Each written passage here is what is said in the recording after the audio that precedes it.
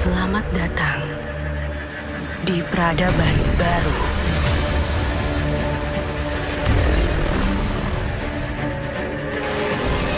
Marjan.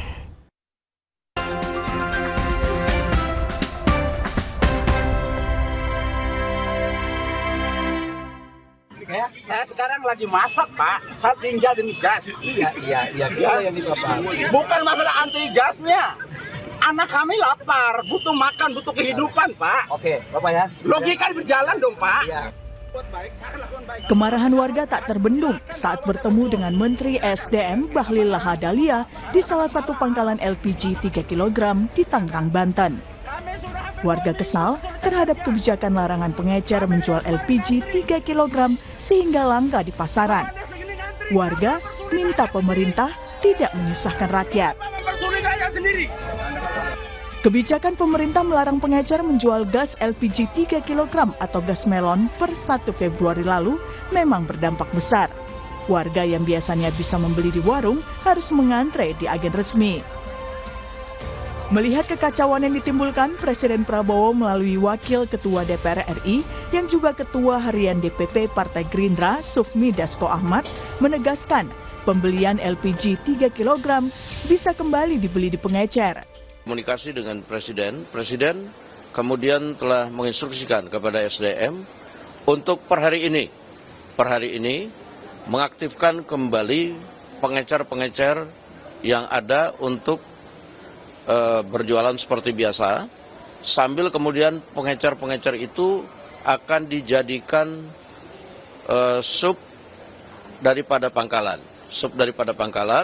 sehingga dengan aturan-aturan yang ada nanti akan menertibkan harga supaya tidak mahal di masyarakat.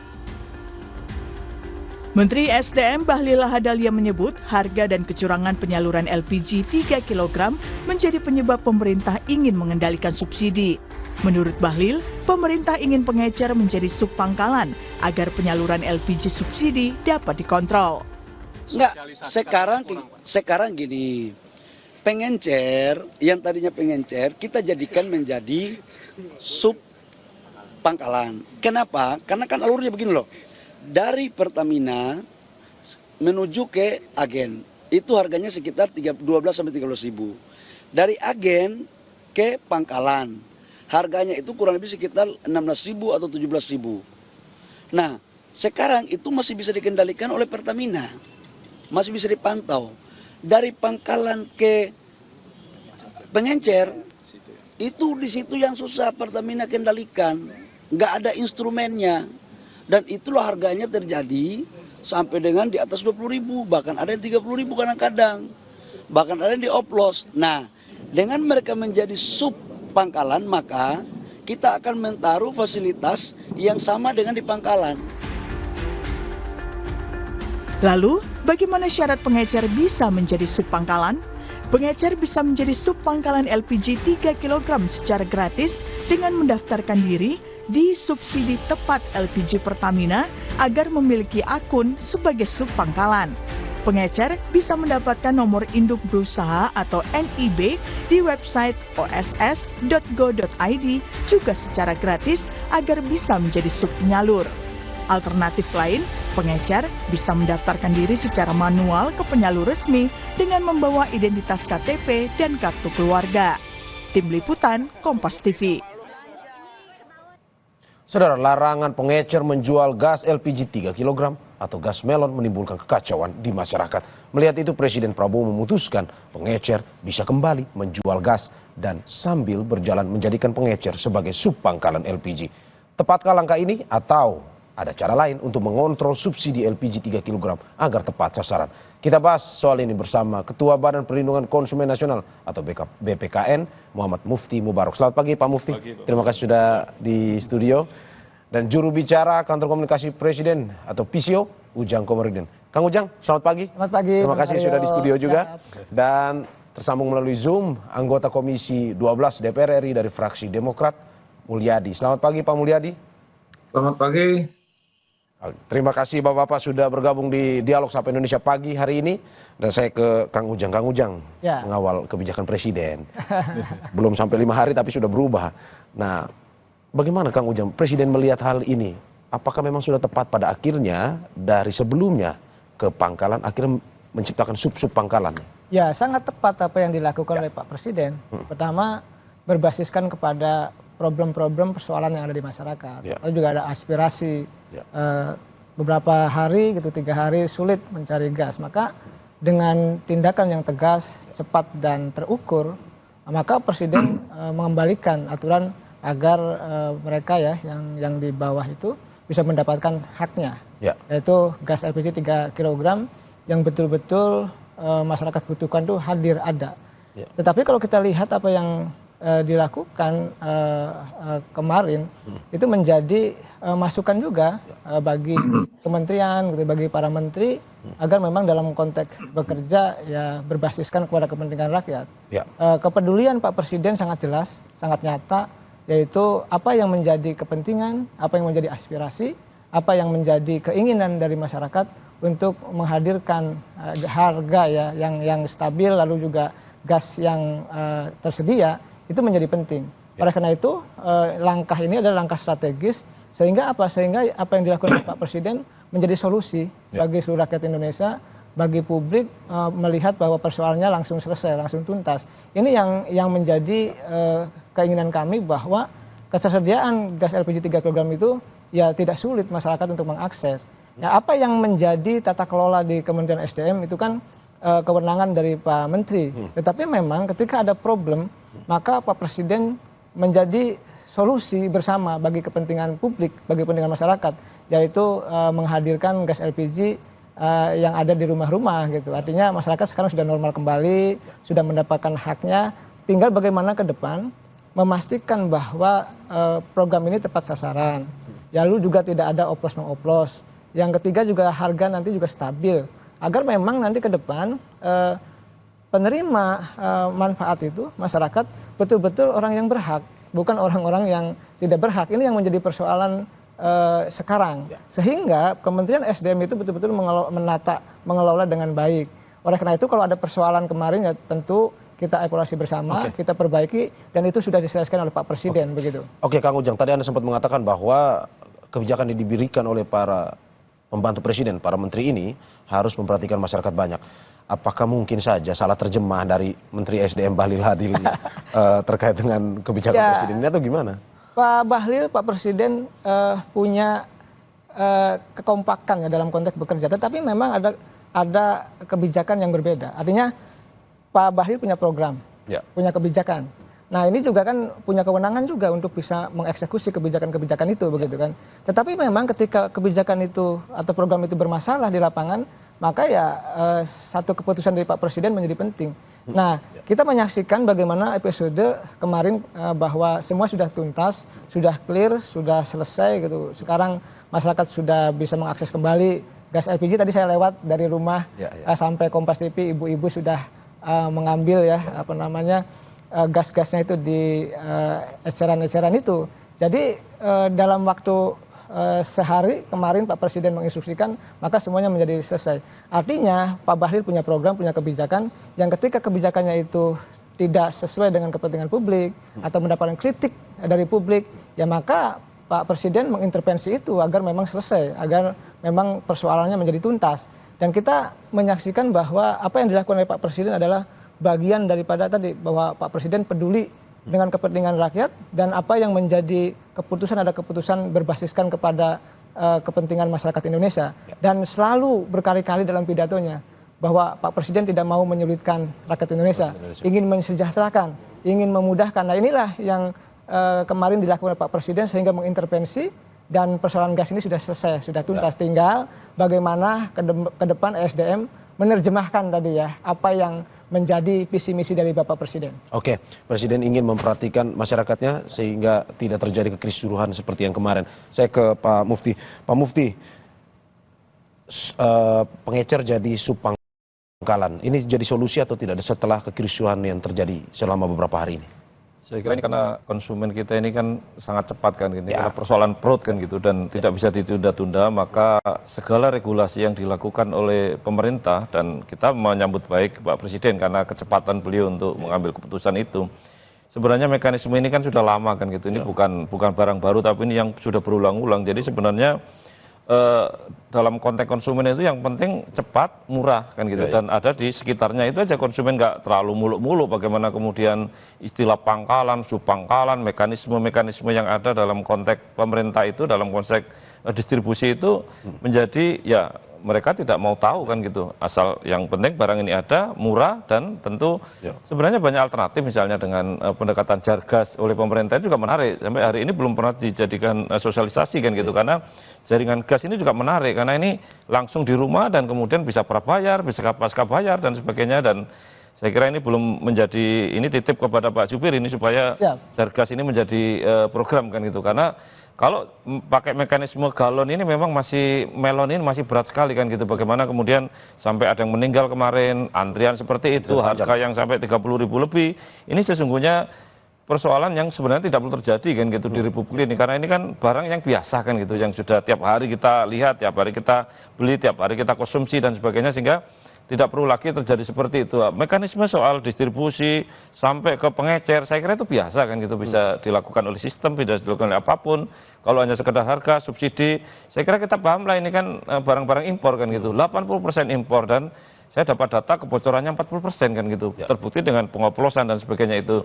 Nah ini mungkin kan tentu harus diantisipasi oleh kita semua. Yang jelas yang paling penting konsumen itu tadi, barang ada kan gitu aja udah penting gitu. Masalah harga kadang-kadang nggak terlalu sensitif kan gitu, 1.000-2.000 nggak ada persoalan, karena memang ini kebutuhan detik itu juga harus ada, nggak bisa ditunda-tunda kan itu, karena masalah UKM, kemudian masalah rumah tangga ini ketika pagi hari harus masak, kemudian kompor habis atau gasnya habis, ya tentu reaksi cepat terjadi kan gitu, karena dia tidak mungkin menyimpan banyak galon atau banyak melon ini kan gitu, sehingga mereka punya satu kadang-kadang itu, dan ini menjadi nyawanya bagi ibu-ibu rumah tangga dan UMKM kita seperti itu. Oke.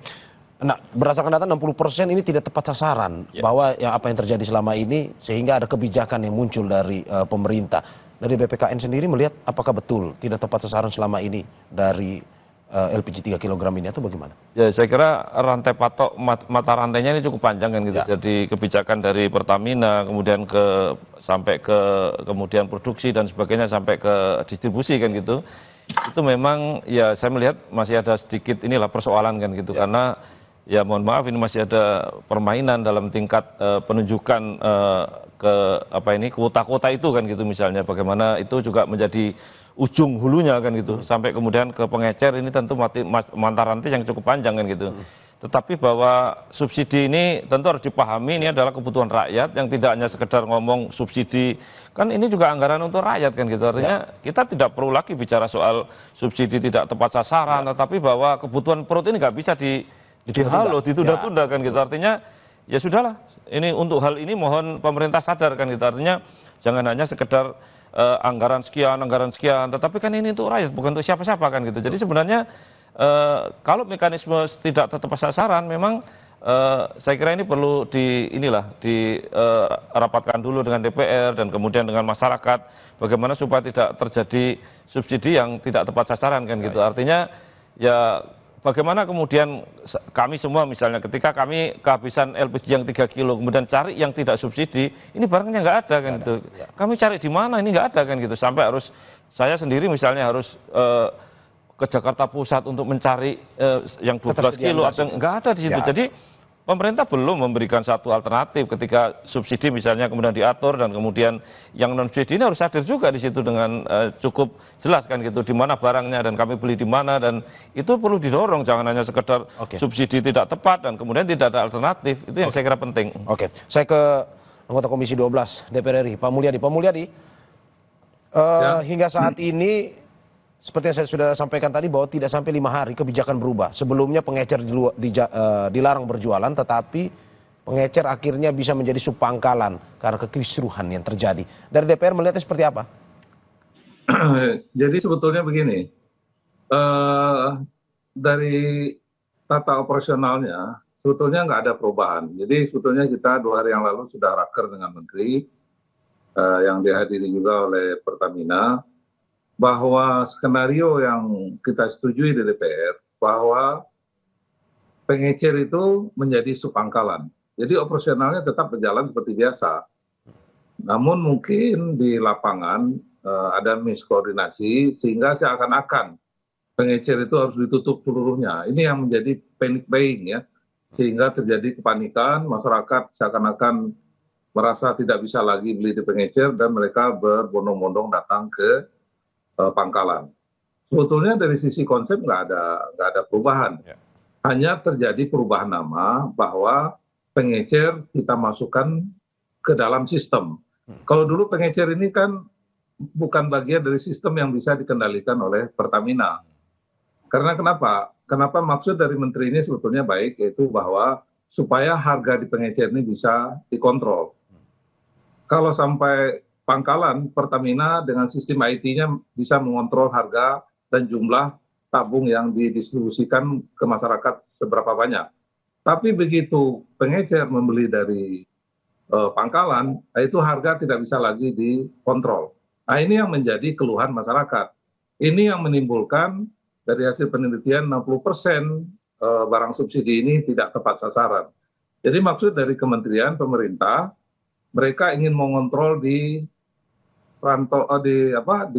paling akhir dari penyaluran distribusi ini, yaitu di pengecer. Sehingga kalau dia sudah masuk ke dalam sistem IT Pertamina, mereka bisa mengontrol setiap pengecer tiap hari berapa menyalurkan dan berapa harganya. Ini dalam rangka juga sebetulnya merespon apa yang disampaikan Pak Presiden Prabowo agar barang subsidi ini betul-betul tepat sasaran. Terus yang kedua, ini juga sekaligus membuktikan bahwa pangkalan itu belum berfungsi secara optimal. Karena konsepnya pangkalan itu yang diskenariokan oleh Pertamina, 80% pangkalan itu melayani langsung ke masyarakat. Hanya 20% yang boleh diberikan ke pengecer.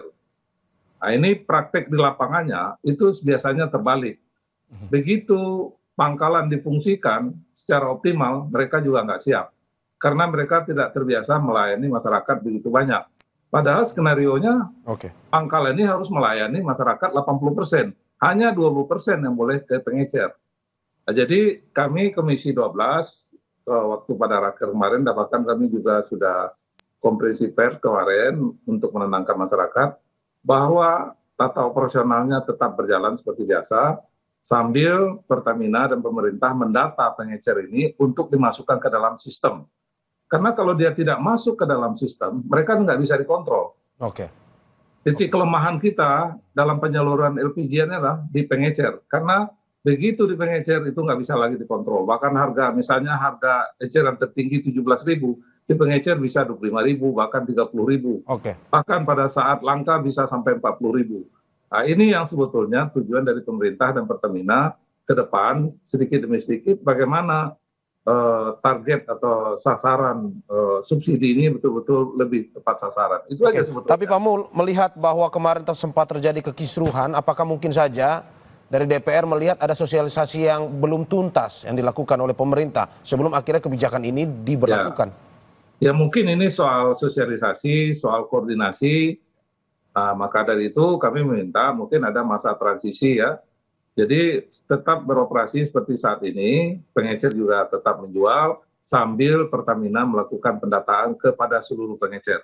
Agar pengecer ini masuk ke dalam sistem IT Pertamina. Kalau mereka tidak masuk ke dalam sistem IT Pertamina, artinya Pertamina tidak bisa mengontrol dan mengetahui seberapa banyak pengecer ini menjual. Termasuk juga praktek-praktek pengecer yang melakukan mengoplos yang 3 kilo menjadi 12 kilo itu. Jadi ini tujuannya adalah dalam rangka agar pengecer ini merupakan bagian yang bisa menjadi sistem yang dapat dikendalikan Pertamina. Itu aja sebetulnya. Persoalannya sederhana sebetulnya, cuma memang ada mungkin persoalan miskoordinasi, miskomunikasi sehingga di tengah-tengah masyarakat menimbulkan kekisruhan yang seharusnya tidak perlu terjadi. Karena prakteknya tidak ada perubahan sebetulnya. Cuma terjemahannya menjadi bermacam-macam. Nah, ini mungkin juga kurang sosialisasi mungkin ya dari pemerintah kepada pelaksana dalam hal ini Pertamina. Oke, saya ke Kang Ujang. Kang Ujang, banyak masyarakat yang mempertanyakan bahwa ini sebenarnya langka atau memang dibatasi atau dalam arti bahwa diatur sedemikian rupa sehingga yang mendapatkan itu memang tepat sasaran. Karena melihat bagaimana bagi distribusi kemarin yang begitu sulit, banyak masyarakat yang harus mengantre di daerah lain pula yang banyak keterlambatan katanya. Nah, ini sebenarnya memang diatur atau sebenarnya langka? Ya, sudah terkonfirmasi ya. Pak Dasko juga sudah mengatakan, Pertamina juga sudah mengatakan juga di publik bahwa barangnya ada. Gitu. Sangat clear itu, sangat jelas. Yang ada, yang jelas adalah ada penataan. Penataan selama ini subsidi dinikmati oleh orang-orang yang tidak berhak. Maka tadi kebocorannya gitu ya 60%. Oleh karena itu pemerintah perlu menata ini agar memang nanti kelihatan siapa yang membeli, berapa yang dibeli, lalu juga berapa harganya, itu bisa dikendalikan. Nah selama ini kan harganya ya luar biasa berbeda-beda dan itu merugikan masyarakat. Nah dalam konteks menata regulasi ini tentu tadi mungkin ada mispersepsi, ada kurang koordinasi yang dianggap merugikan publik. Tetapi kan semua sudah diselesaikan oleh Bapak Presiden ya. Sudah clear, sudah jelas, semuanya sudah normal kembali. Ya ini tadi jadi soal barang sudah terkonfirmasi, barangnya ada sangat jelas. Tidak tidak mengada-ngada. Jadi yang pasti Pertamina stoknya aman dan itu sudah dikonfirmasi dan masyarakat tidak usah gelisah. Buktinya ketika Pak Presiden menginstruksikan eceran untuk bisa mendistribusikan kembali, ada barangnya sangat clear, sangat jelas. Jadi itu cara pemerintah ingin menyelesaikan solusi-solusi yang ada di masyarakat. Bukan langkah yang selama ini bukan, sangat dikonfirmasi, barangnya sangat ada. Gitu. Oke, saya mau ke Pak Mufti, tapi sebelum kita mau bahas terkait apakah betul dengan kebijakan ini mungkin saja ada oknum-oknum yang bisa menimbun LPG 3 kg ini. Tetapi sebelum dijawab, kita ke jeda berikut.